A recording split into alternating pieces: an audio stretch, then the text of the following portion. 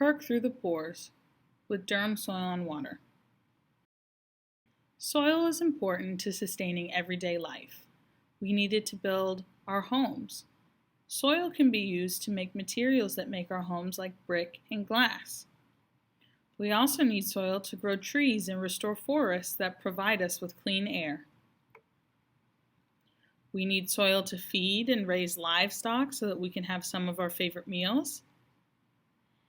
And of course, we need soil to grow produce and fibers too. We wouldn't have our soft cotton t-shirts without soil. But what is soil made of exactly? Well, there's part of the soil that's solid, about 45% minerals and about 5% organic material, which is just a nice way of saying dead plant and animal matter. Then there's pore space. Pore spaces are the pockets of water and air between minerals and organic matter. Mineral and soil particles can be further broken down and classified according to size, with sand having the largest size particles and pore spaces, and clay having the smallest. In fact, if one particle of sand were the size of a basketball, then silt would be like a golf ball, and one clay particle would be like a dotted chalk mark on a blackboard.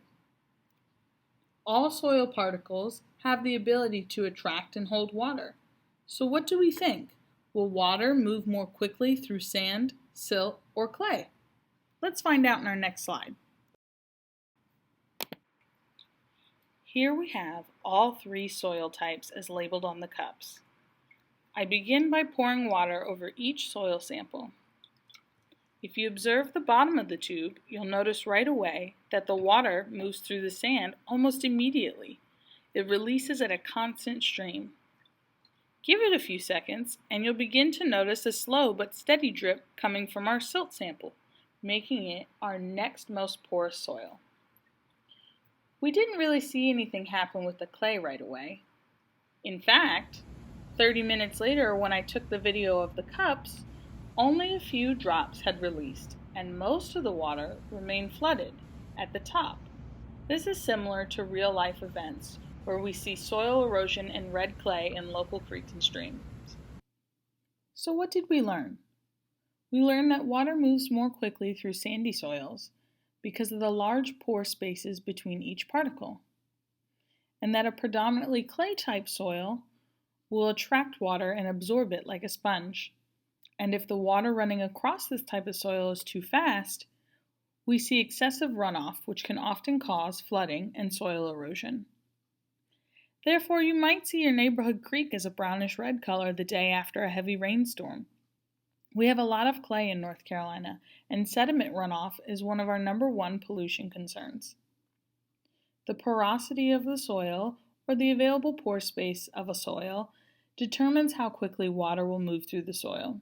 Some of the water is held by the soil particles, and gravity pulls the rest of the water, called free water, downward. The water held by the soil particles is removed by plants for plant use. Along with farmers, city and town planners are concerned with soil texture and porosity as well. A heavy clay soil can crack a building foundation because it shrinks and swells. Soil type is an important consideration in the location and size of septic systems and landfills as well. Percolation and other soil tests help city and town planners and builders understand the soil types. From these tests, they can learn if there's too much clay or too much sand in the soil. And if they have negative soil conditions, the builders can adjust their plans accordingly. Want to learn more? Durham Soil and Water offers classroom presentations for pre-K through 12th grade classes and age groups, as well as adults. You can email us or contact us at the phone number below. We hope to hear from you soon.